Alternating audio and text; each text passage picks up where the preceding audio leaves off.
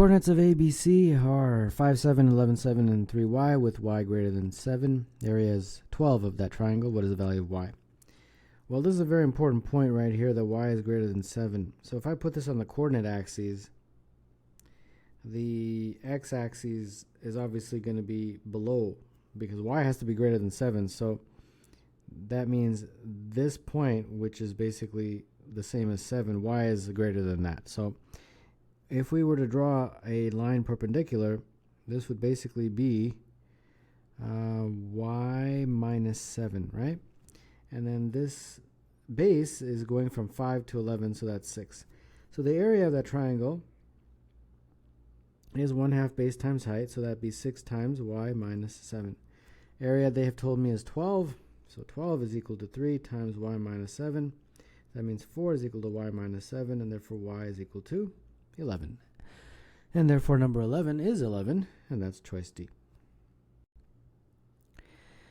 Rohan keeps a total of 90 guppies in the 4 fish tanks. There was 1 more guppy in the second tank than the first, 2 more guppies in the third tank than the second, 3 more guppies in the fourth tank than the third. How many guppies are there in the fourth tank?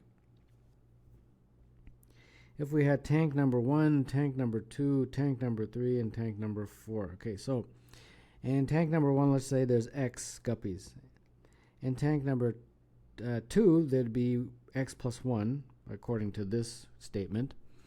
And 2 more guppies in third tank than second, so this would be X plus 3, according to that statement. And 3 more guppies in tank 4 than the third, so that'd be X plus 6. And therefore all of these guys combined, if you add them all up, will total the total, which is 90. So that'll be 90. So let's solve for this. This looks like to me 4x plus 10 is 90. Therefore 4x is equal to 80, and therefore x is equal to 20. So how many guppies are in the fourth tank? Well, fourth tank, I believe, was x plus 6. Since x is 20, x plus 6 would be 20 plus 6, which is 26. And therefore that means the answer is E. Buzz Bunny is hopping up and down a set of stairs 1 step at a time. In how many ways can Buzz start on the ground, make a sequence of 6 hops, and end up back on the ground? For example, one sequence of hops would be up, up, down, down, up, down. Okay, well, let's see. We can only go up, right? The first one can't go down because you're already at the bottom. So we can only go up. Once we go up, then we can go up or down. Once we go up again, we can go up or down. And then this guy, we've gone up and we went back down, so we're back at the bottom, so now we can only go up. Now, they're saying 6 moves. So since we've gone up 4 times, we've gone up 3 times, in order to go back down to the bottom, we have to go down 3 times. So D, D, D is the only way that we can get back to the ground. Now, what if we had D there? Well, that actually means that we can go up or down. But then if we went up, we can only go down and down. And if we went down, we can only go up and up. Yeah. And then this guy here, the up one down here, we can go up once or down. If we went up, then we can only go down and then down. And if we went down, then we can only go up and then down again. So I encourage you to kind of think about these. But regardless of thinking about them or not thinking about them, these are the only ways of doing this, and that's 5. So 5 possible ways of doing this, and that would mean choice B.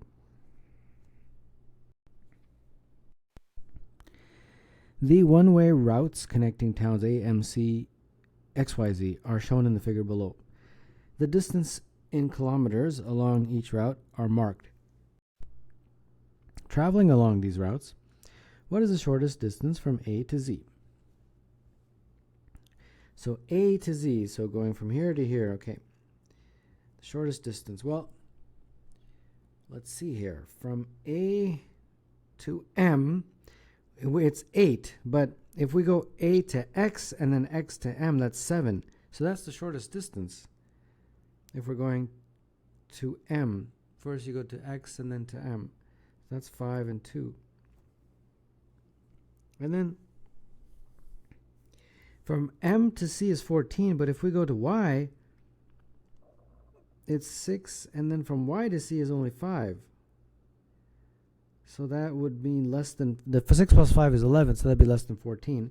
And then you just go straight to z, which would be 10. I'm pretty sure that's the shortest way, and you can experiment if there's any other shortest ways. I think this is really sort of a experimentation question. And if you add up these guys, 5 plus 2 is 7, plus 13 would be, plus 6 would be 13, plus 5 would be 18, and plus 10 would be 28. So 28 is the answer, and that would be A.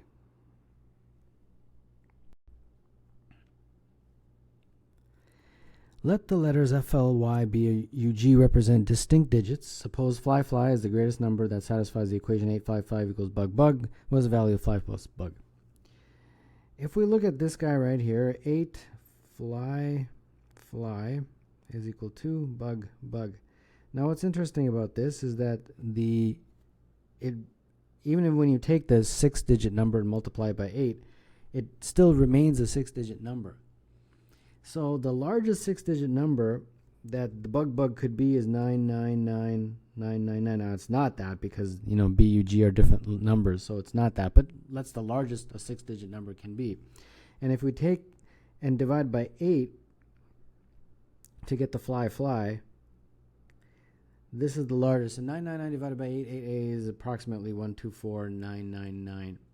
So that's the largest that fly, fly can be. Okay, so since we have three digits and then 3 digits again, I'm going to say, let's say it's 124, 124. Let's say that is as a possibility. If that's the case, when you multiply it by 8, what do we get? Well, when you multiply 124, 124 by 8, you get 992, 992. That's a problem because B and U have to be different, and they say that they're distinct digits, so these are the same. Okay, not a problem. Instead of 124, 124, let's try something else. Let's try the next thing that would work is 123, 123. That's the next number that is sort of in that format of 3 digits and then 3 digits. If you multiply that by 8, you'll get 984, 984, and that does indeed satisfy because we're looking for the greatest number. And therefore, the FLY is a 123, and the BUG is a 984. So FLY plus BUG would be 123 plus 984, and 123 plus 984 is 1107, and therefore the answer to this question is C.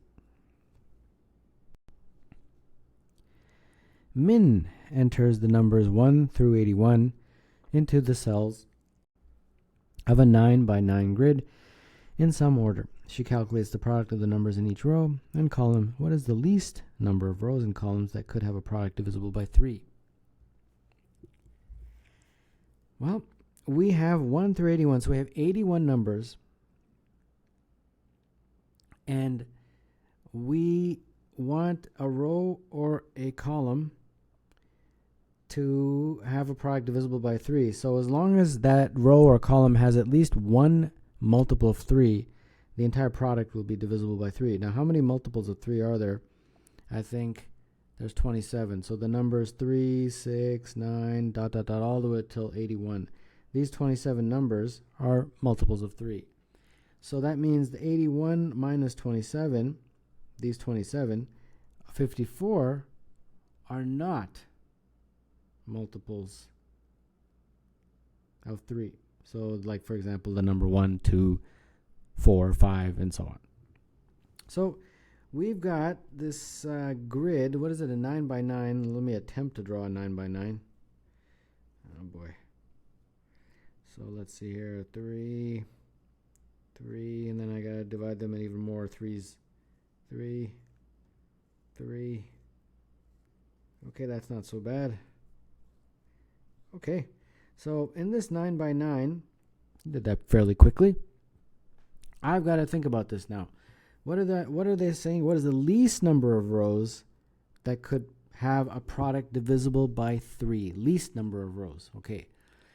So a product will have a row or column will have a product divisible by 3 if it has one of these 27 numbers in it. So what we want to do is we want to arrange them in such a way that, we get the answer to the question. So we want to put those 27, together. If we do that, then everywhere else will not have a multiple of 3, and therefore we can achieve the least number of rows and columns that have a product divisible by 3. Okay, I think that's the approach. So how about if I stick them all together like in a 5 by 5 grid, like 5 by 5, 1, 2, 3, 4, 5. That would be, so put those 27, but 5 by 5 is only 25. But then I got to put 2 more here. So I put them all in here, and including these 2. Okay, now let's talk about this. All the rows and columns that, let's think about this here. 1, 2, 3, 4, 5.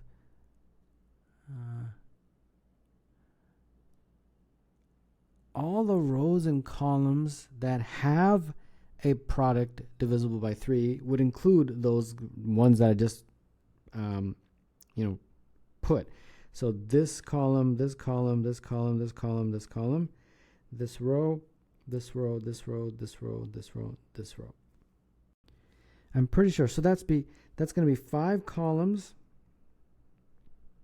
and 6 rows, right? So that's 11. Now, which ones do not have? So this doesn't, because this wouldn't have any number that is a multiple of 3. This one wouldn't, this one wouldn't. This one wouldn't, this one wouldn't, this one wouldn't, and this one wouldn't.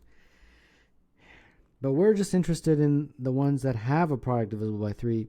And by doing it, I got 11, and I'm pretty sure that 11 is the least. So that would mean the answer is D.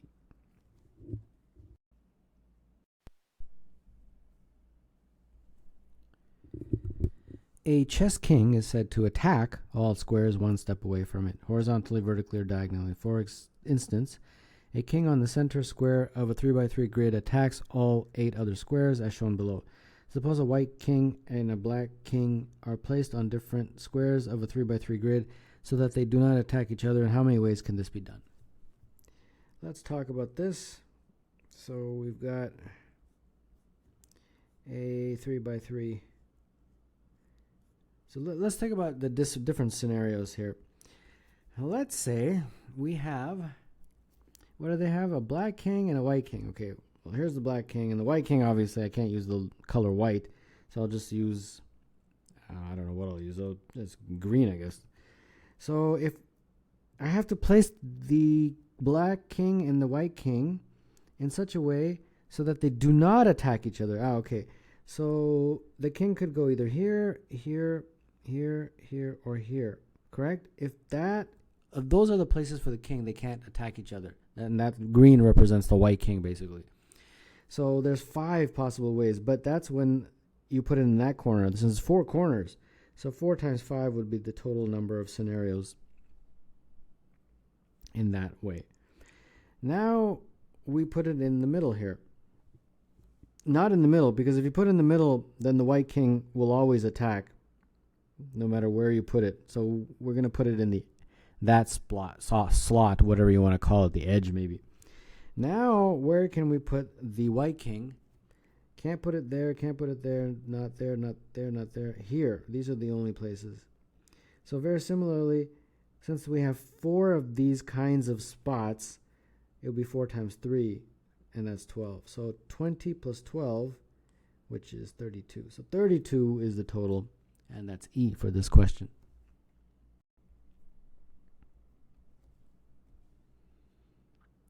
Three concentric circles centered at O have a radii of 1, 2, 3. Points B and C lie on the largest circle.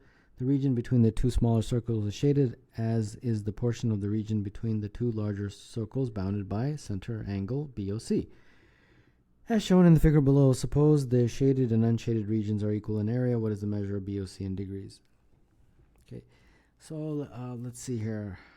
The inner circle, actually let me shade it so you know what I'm talking about. That guy, I'll just call it S for, or I can call it inner circle, IC. And then the other guy, which is sort of this weird chunk right there, we'll just call that, I don't know, shaded region. Well, you guys understand. Okay, so let's talk about these ones. The IC inner circle, that's easy. That's just pi r squared, where pi is, the radius is 2, minus the very smallest one, which is the radius of 1. And this just gives you 3 pi. Okay, so that's easy. And then, now you're getting a little bit complicated. What are we trying to do here? Oh yeah, the shaded and unshaded regions are equal. Okay. Oh boy. All right. So the shaded region, the one in red, I'm not sure what that is. So I'm just going to call it X for now, since I don't know what it is. So let's do a comparison here. This is all of this is the shaded region. I don't know, I shouldn't have write SR, but you guys understand. 3 pi plus X is the total. Well, it's the total shaded region there. That's probably a good way of writing it. Now, that's equal, they're saying, to the unshaded. Now, the unshaded is the inner circle, which is just pi times 1 squared. And then the outer circle minus the SR. So the outer circle would be pi 3 squared minus pi 2 squared. Correct? And then minus that X, because that X cannot be included. So that looks to me like pi plus 5 pi minus X, and that's equal to this 3 pi plus X. Okay, so I'm pretty sure that is the math.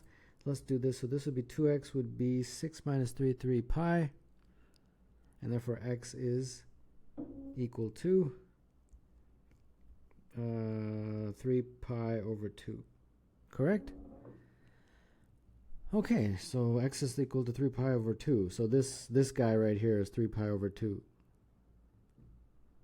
Okay, and how does that help me here?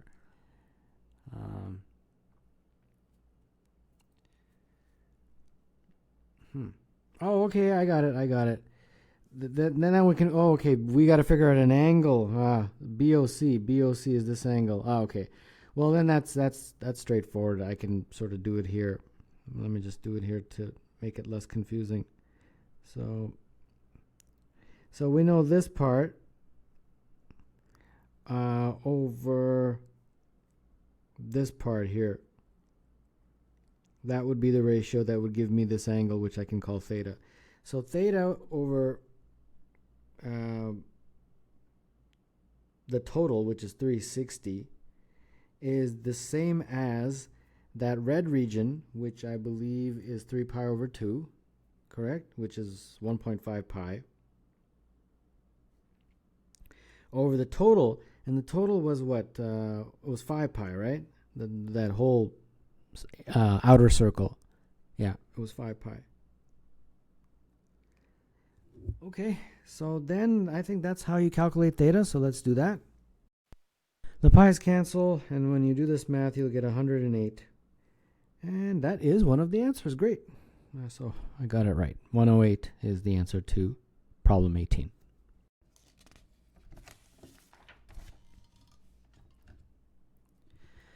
Jordan owns 15 pairs of sneakers. 3/5 of the pairs are red and the rest are white. 2/3 of the pairs are high top and the rest are low top. The red high top sneakers make up a fraction of the collection. What is the least possible value of this fraction? So we have red, white, high, and low. So the red is going to be either high top or low top. The white is going to be also high top or low top. The high tops are either red or white, and the low tops are also red or white. Now let's fill in the blanks here of what they've given us. There's 15. 3/5 of the pairs are red, so that means 9 are red, and therefore 6 would be white. 2/3 are high tops, so 2/3 would be 10, and therefore the other ones are low tops. And then what are they asking for here? The red high top sneakers, red high top. So these guys. Red high top, these guys. The red high top make up a certain fraction. What is the least possible value? Okay. Well, if we want the least to be red high tops, then you can make all the white sneakers high tops. Yeah, so all of these guys make them high tops. So that means that would be 6 and this would be 0, the white low tops. So that means if the white high tops is 6, then that means this fraction is 6. So that means this is 4. So the red high tops are 4. And therefore 4 out of the total is 15. And I think that's it. That's all they're looking for. So 19 would be C.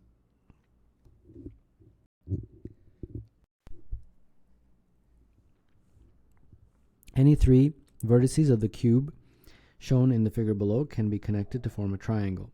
How many of these triangles are equilateral and contain P as a vertex? Equilateral basically means that all 3 sides are the same. So let's see here. How can I make all 3 sides of the same with P as a vertex? Well, if I join P to Q, that's a diagonal. P to V, that's a diagonal. And R to V, that's a diagonal.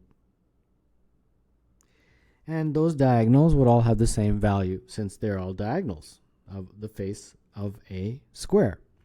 So P, R, V, that is one way of doing it. Now, is there any other way of doing this? P, R, V, okay. I think PRT, that would be the other side, PRT. And I'll let you draw that. I don't want to make the diagram too messy. And then PVT also. Yeah. And I think that's it. Those are the only ways of doing this, so that'd be 3. And like I said, I encourage you to draw them. These 2 actually, because the first one I drew. And that means number 20, the answer is D.